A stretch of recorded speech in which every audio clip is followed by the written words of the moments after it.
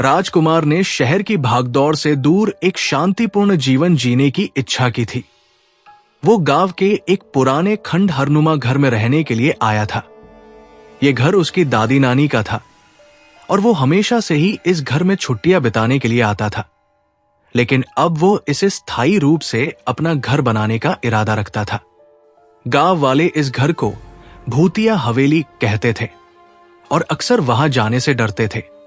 घर के बारे में बहुत सारी डरावनी कहानियां सुनने को मिलती थी, जैसे रात को घर के अंदर से अजीब सी आवाजें आना, रहस्यमयी प्रकाश की झलकियां दिखना, और कई लोगों ने दावा किया था कि उन्होंने वहां किसी के चलने की आवाजें सुनी थी, जबकि घर में कोई नहीं था।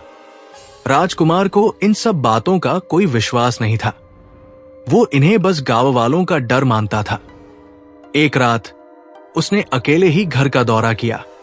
पुराने खिड़कियां और दरवाजे खड़खड़ाते थे और हवेली की दीवारें सर्द हवाओं से कांपती थी। लेकिन फिर भी राजकुमार ने सोचा कि ये बस पुरानी इमारत की वजह से है। पहली रात राजकुमार ने आराम से सोने की कोशिश की, लेकिन जैसे ही वो बिस्तर पर लेटा, उसे महसूस हुआ कि कमरे में कुछ है जो उसे देख रहा है।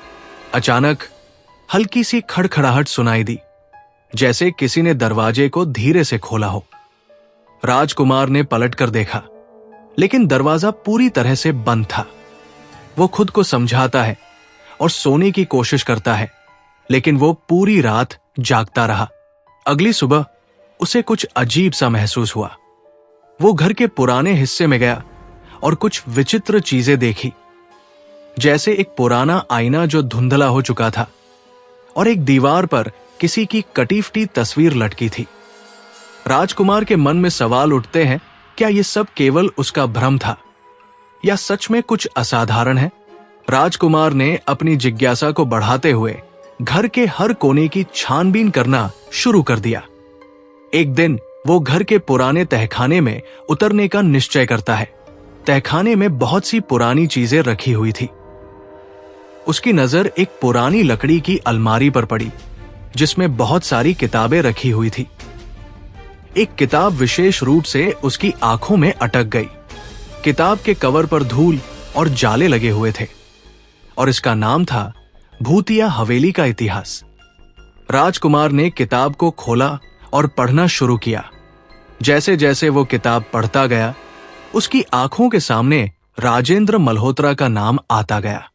राजेंद्र मल्होत्रा एक काले जादू का ज्ञाता था, जिसने हवेली में कुछ खतरनाक प्रयोग किए थे। ये किताब बताती थी कि राजेंद्र ने इस घर में रहते हुए कई आत्माओं को कब्जे में करने के लिए काले जादू का इस्तेमाल किया था। उसकी किताब में लिखा था कि इस घर का शाप इतना गहरा था कि कोई भी यहां लंबे समय तक नहीं रह पाता था। राजकुमार को यह भी पता चलता है कि राजेंद्र के जादू से ही ये घर शापित हुआ था, लेकिन वो ये नहीं समझ पाता कि उसके लिए ये सब क्यों हो रहा था। क्या वो वास्तव में राजेंद्र का वंशज था या ये सब महज एक संयोग था? वो एक रात और घर के अन्य हिस्सों की जांच करने जाता है। इस बार वो पुराने बरामदे में पहुंचता है, जहां की दीवारों पर कुछ रहस्यमयी निशान थे। अचानक वो एक पुरानी संदूक पर नजर डालता है। संदूक खोलते ही उसे एक और किताब मिलती है, जो उसकी दादी के हस्ताक्षर से भरी हुई थी।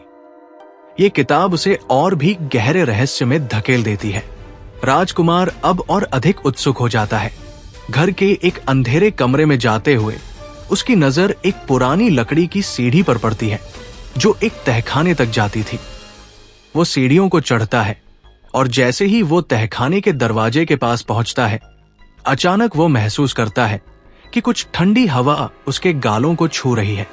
दरवाजा धीरे से खुलता है।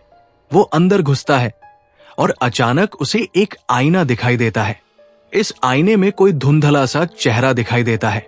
जैसे ही वो आईने के पास जाता है, वो चेहरा अधिक स्पष्ट हो जाता है और एक गहरी आवाज सुनाई देती है, तुम मेरे वंशज हो, राजेंद्र मल्होत्रा। राजकुमार ने पीछे मुड़कर देखा, लेकिन वहां कोई नहीं था। वो समझ नहीं पाता कि ये आवाज कहां से आ रही थी, लेकिन वो जानता था कि अब उसे इस रहस्य का खुलासा करना होगा। वो धीरे धीरे आईने को छूता है और अचानक आईना उसकी आंखों के सामने एक और दुनिया खोल देता है। वो एक अजीब और डरावनी दुनिया में प्रवेश करता है, जहां वह राजेंद्र मल्होत्रा की आत्मा से मिलता है। इस रहस्य को सुलझाओगे। राजकुमार अब महसूस करता है कि राजेंद्र की आत्मा पूरी तरह से उसे घेर चुकी थी। ये आत्मा उसे परेशान करने और डराने के लिए हर कोशिश कर रही थी। एक रात जब राजकुमार ने राजेंद्र के काले जादू के बारे में और अधिक गहराई से सोचना शुरू किया, तब उसे एक घनी धुंध दिखाई दी, जिसमें उसने राजेंद्र को देखा। राजेंद्र की आत्मा अब स्पष्ट रूप से सामने थी। उसने राजकुमार से कहा, तुम मुझे नहीं रोक सकते, क्योंकि मैं तुम्हारे खून में समा चुका हूं। मैं तुम्हें अपनी ताकत से खत्म कर दूंगा। लेकिन राजकुमार का मन अब मजबूत हो चुका था। उसने राजेंद्र से चुनौती दी, तुम मुझे डराने की कोशिश कर रहे हो, लेकिन मैं तुम्हारी ताकत से नहीं डरता। मुझे ये सब खत्म करना होगा ताकि ये घर और गांव शांति से जी सके, लिखा था। लेकिन जैसे ही वो अंतिम मंत्र उच्चारण करता है, अचानक कमरे में भयंकर तूफान सा आ गया। कमरे की दीवारें दरकने लगी और अंधेरे में राजेंद्र की आत्मा दिखाई दी। राजकुमार ने अपने भीतर की सारी शक्ति को जुटाया और अंत में राजेंद्र की आत्मा से कहा, तुम्हारा समय अब खत्म हो चुका है। तुम्हारा जादू अब इस दुनिया में और नहीं चलेगा। जैसे ही उसने ये शब्द कहे, राजेंद्र की आत्मा ने एक चीख मारी और कमरे की हवा में घुल गई। कमरे का तूफान शांत हो गया और पूरी हवेली में सन्नाटा छा गया। राजकुमार ने महसूस किया कि काले जादू का प्रभाव अब समाप्त हो चुका था। हवेली की दीवारों से वो डरावनी खड़खड़ाहट और आवाजें अब बिल्कुल गायब हो गई थी। राजकुमार ने गहरी राहत की सांस ली, क्योंकि उसने राजेंद्र के काले जादू से न केवल घर को मुक्त किया, बल्कि पूरी गांव को भी एक नए जीवन की ओर मार्गदर्शन किया। कुछ समय बाद गांव में शांति लौट आई। राजकुमार अब उस हवेली में अकेला नहीं था। उसने फैसला किया कि वो उस पुराने घर को फिर से बसाएगा, लेकिन अब वो एक शांति और प्रेम का प्रतीक होगा। गांव वाले भी धीरे धीरे हवेली में आकर राजकुमार से मिलने आने लगे और वे अब उसे एक नायक की तरह देखते थे। राजकुमार ने अपना जीवन इस मकसद के लिए समर्पित किया। वो न केवल अपनी जिंदगी को फिर से सामान्य बनाना चाहता था, बल्कि वह इस डर को भी खत्म करना चाहता था जो इस हवेली और राजेंद्र के काले जादू के कारण पूरे गांव पर था। वो दिन दूर नहीं था जब गांव और हवेली में फिर से खुशी और आस्था का माहौल होगा। राजकुमार ने हवेली को फिर से सजाने और उसे एक सुरक्षित, प्रेमपूर्ण स्थान बनाने की दिशा में काम शुरू किया। वो ये सुनिश्चित करना चाहता था कि अब कोई और आत्मा इस जगह में दाखिल न हो। उसका अगला कदम था गांव के बुजुर्गों से उन प्राचीन रीति रिवाजों के बारे में जानकारी हासिल करना। एक बुजुर्ग साधु जो उसे राजेंद्र के शाप से महेंद्र में मदद कर सकते थे, राजकुमार के पास आया। महेंद्र ने बताया कि ये हवेली केवल एक घर नहीं, बल्कि एक दरवाजे के रूप में थी, जो दूसरी दुनिया के शैतानी ताकतों को इस धरती पर ला सकती थी। महेंद्र ने राजकुमार को यह भी बताया कि वह जिन पुराने मंत्रों का अभ्यास कर रहा था, वो बहुत ही खतरनाक थे और एक दिन वो उसे खुद शापित कर सकते थे। राजकुमार ने उसकी बातों को ध्यान से सुना और तय किया कि अब वो सिर्फ काले जादू के खिलाफ नहीं, बल्कि उसे पूरी तरह से नष्ट करने के लिए एक और कदम उठाएगा। राजकुमार का विश्वास अब पूरी तरह से मजबूत हो चुका था, लेकिन वो लगातार महसूस कर रहा था कि राजेंद्र की आत्मा अभी भी हवेली में कहीं न कहीं मौजूद है। ये आभास उसे तब हुआ जब वो एक रात हवेली में अकेला बैठा था और अचानक कमरे में एक सर्द हवाओं का झोंका आया। जैसे ही उसने देखा, सामने राजेंद्र की आकृति धुंधली सी दिखाई दी। राजेंद्र की आत्मा ने कहा, तुम मुझे नहीं हरा सकते, क्योंकि तुम्हारा खून मेरा खून है। तुम मेरे ही वंशज हो। राजकुमार ने दृढ़ता से उत्तर दिया, तुम्हारी आत्मा को अब चैन से रहने का समय आ चुका है। इस बार तुम मुझे नहीं रोक सकोगे। राजेंद्र की आत्मा धीरे धीरे गायब हो गई। लेकिन उसका प्रभाव हवेली में बना रहा। राजकुमार ने इस बार महेंद्र से और जानकारी ली कि राजेंद्र की आत्मा को पूरी तरह से खत्म करने के लिए एक आखिरी उपाय था, एक प्राचीन यज्ञ जिसे राजेंद्र ने कभी खुद किया था और जिसकी शक्ति का मुकाबला केवल एक मजबूत आत्मा ही कर सकती थी।